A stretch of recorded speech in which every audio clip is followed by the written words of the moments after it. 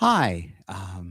I just got through an interview. There we go. I just got through an interview, so that's why I'm dressed like this. I have financial issues. I really need money coming in. But I'm going on interviews, and hopefully things will work out. Meanwhile, I, I, I could hardly wait to read this. Um, It's an essay that I wrote using Claude AI to help me compose it, but these are all my thoughts. Um, I'll just go right into it.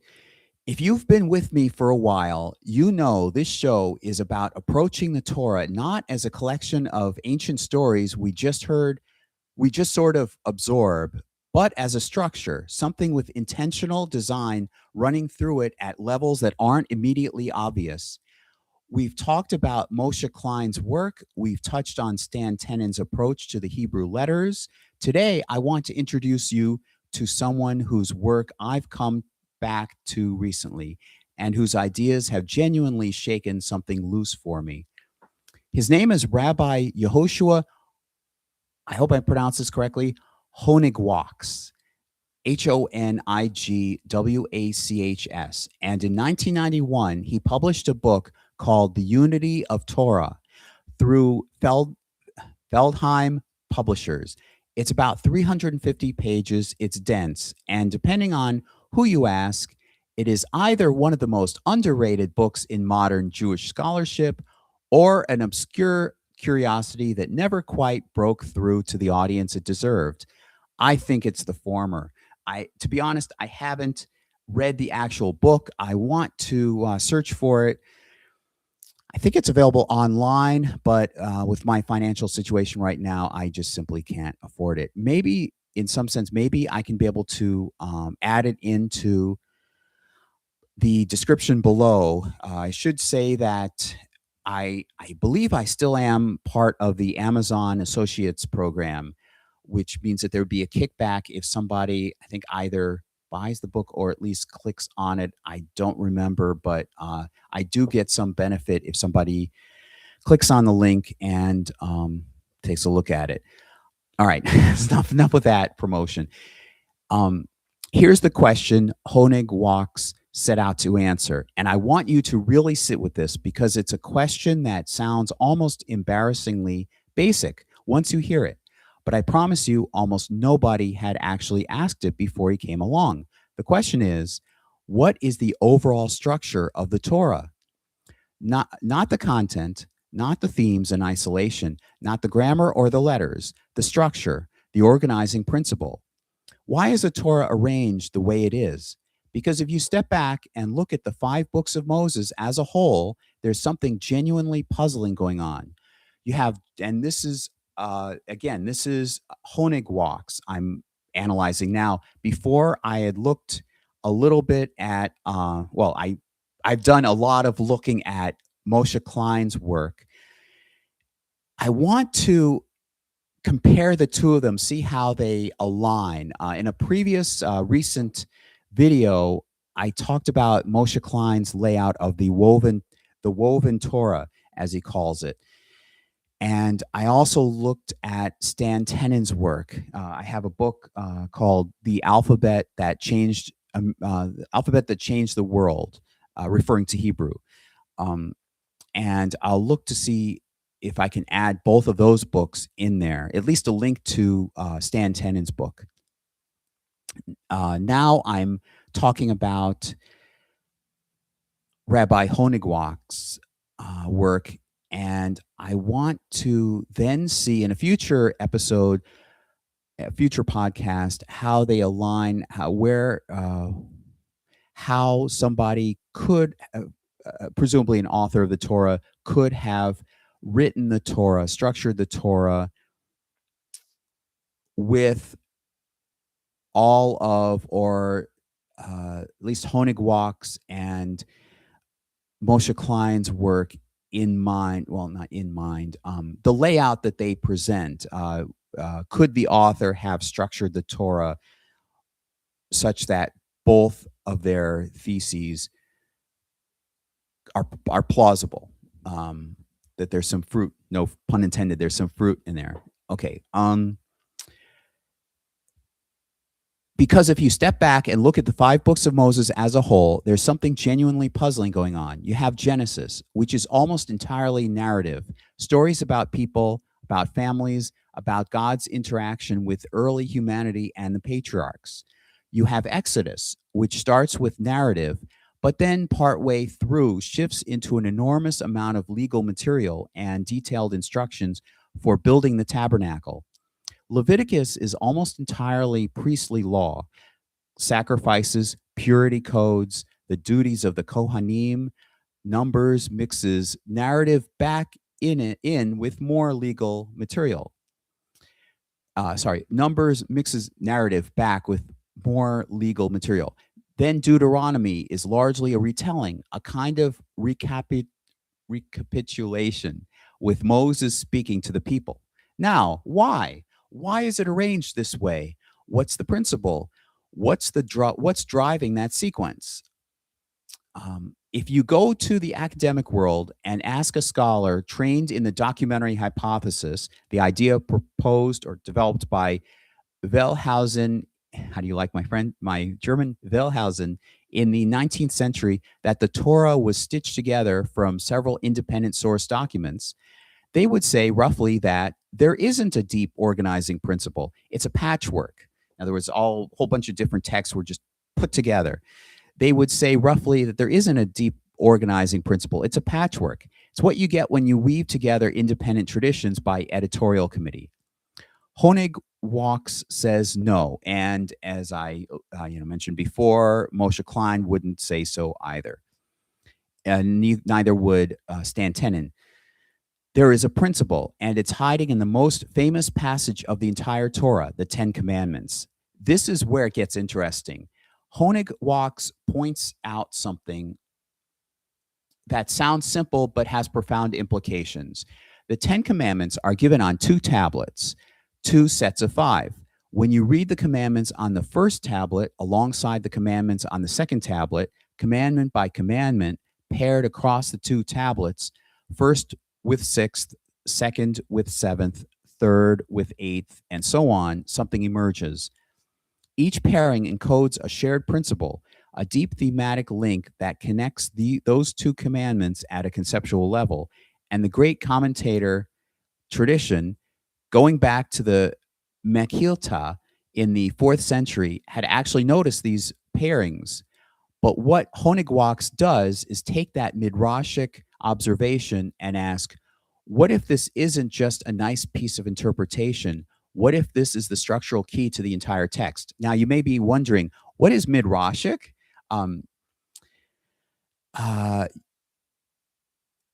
There was a Judah the prince who was head of the Sanhedrin, about 2,000 years ago, a little bit more than 2,000 years ago, and he wrote a series of lots of I don't know if they should be commandments or not. They're precepts. I'll call them precepts or guidelines.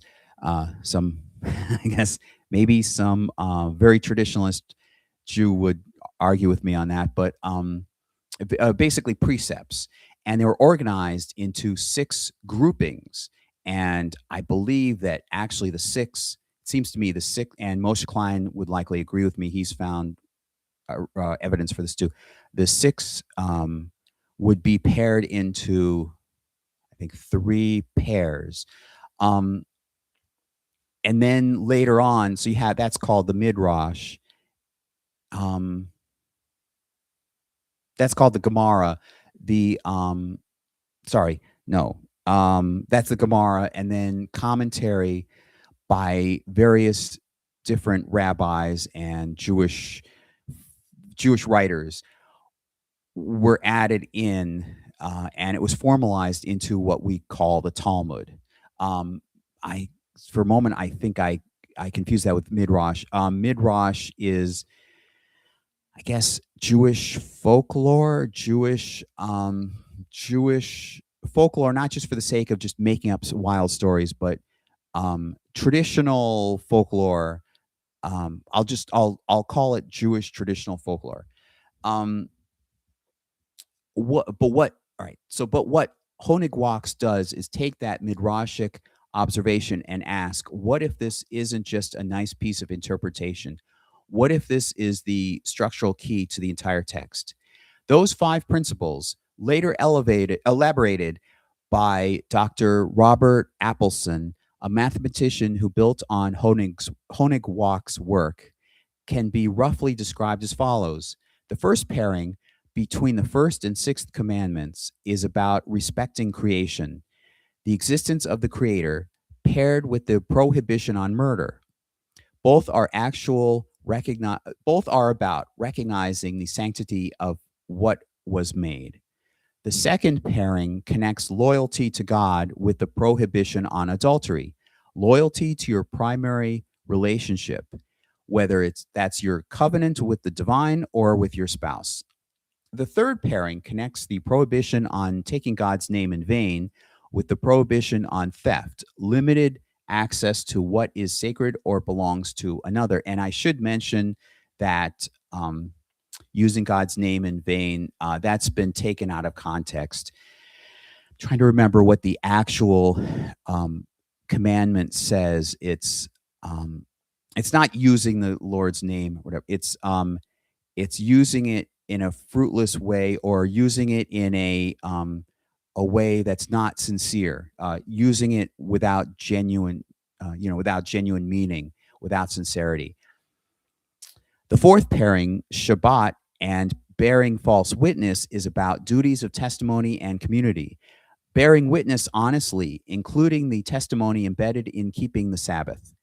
And the fifth pairing, honoring your parents with the prohibition on coveting, is about accepting your place, your station, your allotment, your relationship to the past and to the future. Five principles. Now, before I go on to what Honigwachs does with them, I should point out that this is one pairing. Honigwachs paired it this way. Moshe Klein found a different sort of pairing.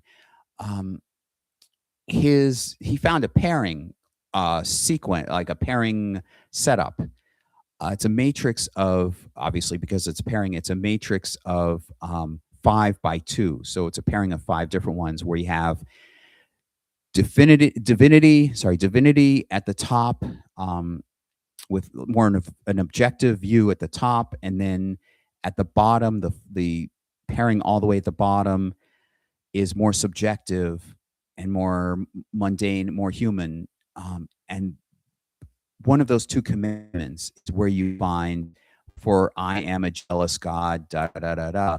Element of jealousy that's emotional, that's human and not objective, as would be up here with divinity. And then in the middle, I think that's where you see the time, the element of time. It's a chiasmus, a chiastic structure. In the middle, I believe that's where you find the pairing. Wherever this pairing is, it's not the top one, it's not the bottom one, it's somewhere, one of the 3 middle ones. It's honor your father or your mother. In one quote of the commandments, it's honor your mother. Another one, it's honor your father. Whichever one, it's in this Exodus quote that says, for you will have something like, you will have long life in the land. And that's paired in Moshe Klein's structure with the Sabbath, remembering the Sabbath and keep it special, or holy. Special, I like to translate it as distinctive or special, because that's more specific to what the word means, the Hebrew word means. Because, and then it refers to something in the past, because of God having created, or Elohim having created in 6 days and resting on the 7th day. So there's an element of the past, and then that would be paired with honoring your father or mother, because then therefore your days will be long upon the earth.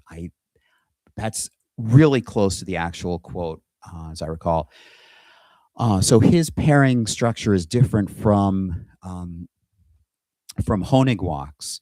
However, I'm wondering if both, evidently both can coexist. I'm wondering, in looking at the rest of Honigwachs' layout structure, um, if the two coincide. Could you write it? Could you have written the Torah in both the Honigwachs layout and in the visual layout, the visual holistic method that Moshe Klein proposes the Torah was written in? Um, all right, so that'll come up obviously in a future, exciting future podcast. Um, all right, so the first pairing between the first and sixth commandments is, I went through this already. Okay, 5 principles. Now watch what Honigwachs does with them. He argues that these 5 principles are not just the skeleton of the Decalogue; they are the skeleton of the entire Torah. Moshe Klein also says the same thing and gives evidence in his book, that the book is titled Before Chapter and Verse. You can find it on chaver.com, chaver.com. I'm about to read here Honigwachs, how the Decalogue relates to Honigwachs' thesis, that his view of the Torah, and Moshe Klein views it a different way, that it's a matrix. It's the same style of, he emphasizes um, something like supernal, like supernatural up above, and then very natural below, and then a middle intermediary spot. And you see that structure, that matrix structure, throughout the Torah. So it's very fitting that it's in chapter 1, that chapter 1 is structured like that, because not only is it in Moshe Klein's view, or at least, what I gather of Moshe, I don't want to put words in his mouth, but I'm sure he would agree. It's very fitting that in chapter 1, where you have Elohim creating the world, you also have that story structured in this structure model that's then used in the rest of the Torah as a whole, in parts, in subparts, in whatever, in down 5 layers deep. All right, so we go back to Honigwachs. He argues that these 5 principles are not just the skeleton of the Decalogue; these are the skeleton of the entire Torah. The 5 books of Moses are each governed in sequence by one of those 5 principles: Genesis, Exodus, Leviticus, Numbers, Deuteronomy. Each one corresponds to one of the shared principles. And within each book, you can find 5 sections that mirror that progression again. And within some of these sections, 5 subsections, and so on. This is what Natan Slifkin, Slifkin, writing about Honigwachs, called a fractal pattern. Same thing you can see or the same concept of a fractal pattern you can see in Moshe Klein's thesis. The same structure, repeating at different scales, like a fern where the large frond has the same shape as each of its branches, and each branch mirrors each of its smaller leaflets. The part contains the whole. You can also see some of this in the work of what Stan Tenen has theorized. Honigwachs himself was careful to acknowledge this doesn't work everywhere perfectly. He didn't try to force every passage into the pattern. He presented it as a model, one that fits enough of the text to be more than coincidence, but that he invited others to refine. That intellectual honesty is part of what makes him credible to me. Let me tell you why I've been thinking about this again recently, because I want to be honest about the specific angle that reignited my interest. One of the persistent puzzles in Torah scholarship is the sequencing of the narrative material. Why are certain stories placed where they are? Why does the account of the tabernacle construction appear where it does in Exodus and not, say, in Leviticus, alongside the sacrificial law? Why do the stories in Genesis follow the particular order they follow? Some of this can be explained chronologically, but not all of it. And critical scholars, those working in the tradition of historical, critical, biblical studies, have often pointed to the seemingly non-obvious arrangement of episodes as evidence of their patchwork, redacted source theory. What strikes me about Honigwachs' framework is that it provides an alternative answer. If the Torah has a deep structural logic, if the placement of each narrative unit is governed by its thematic function within the five principal fractal, then the sequencing of the stories isn't arbitrary. And it isn't a seam in a patchwork. It's intentional. The story is where it is because that is where it belongs in the architecture. Now, here's the layer I want to flag for future exploration, and I'm going to be upfront with you. I'm not going to resolve this today. I'm planting a flag where this show is going. There's a hypothesis, not mine. This has been floated by various scholars that some of the narrative material that ended up in the Torah may have been passed through Alexandria. The Library of Alexandria was, in the ancient world, the great collection and synthesis project. There's well-established history of Jewish scholarship in Alexandria, of the Septuagint or Septuagint being translated there, of Jewish scribes and scholars operating in dialogue with that Hellenistic intellectual world. The question I keep coming back to is, if story material was gathered, organized, and synthesized in a place like Alexandria or in a similarly institutionalized scholarly context, what was the principle by which it was sequenced? What was the editorial logic? Honigwachs gives me a possible answer to that question in a way that other frameworks don't. Because his model isn't just descriptive, it isn't just saying, here's a pattern I found. It's implying that someone or a tradition had a compositional logic that they were following. And whether you believe that logic was divine in origin or human and highly intentional, the implication is the same. The sequencing was governed. There was a reason the stories land where they land. And of course, as I said before, in a future episode, I want to sit down with the question of how Honigwachs' structural model intersects with the work of Moshe Klein. Some of you will remember that Klein's approach involves identifying the patterned concentric structures within the Torah's text, chiastic arrangements, mirror structures, chiastic arrangements, mirror structures. On the surface, Klein and Honigwachs are working at different scales and with different tools. But I have a hunch they're pointing at the same underlying reality from different angles. And I think that hunch is worth testing carefully. For now, I want to leave you with the core takeaway from Honigwachs. He asked a question that should have been obvious but wasn't.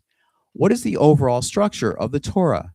His answer was that the Torah is not a collection of loosely associated narratives and laws, but a unified composition organized around a five-stage movement from human fragmentation toward divine unity, a movement encoded in the Ten Commandments and then repeated fractal-like at every level of the text's architecture. That is a remarkable claim, and it deserves to be in the conversation. It deserves a lot more work and exciting research too, and exciting episodes to follow. If you want to go further, the original book is The Unity of Torah by Rabbi Yehoshua Honigwachs, published in 1991. It's available through Feldheim. Dr. Robert Appelson's Patterns on Parchment is a more recent and more accessible expansion of the same ideas, also worth your time. As always, I appreciate you listening. The Torah is not done with us yet.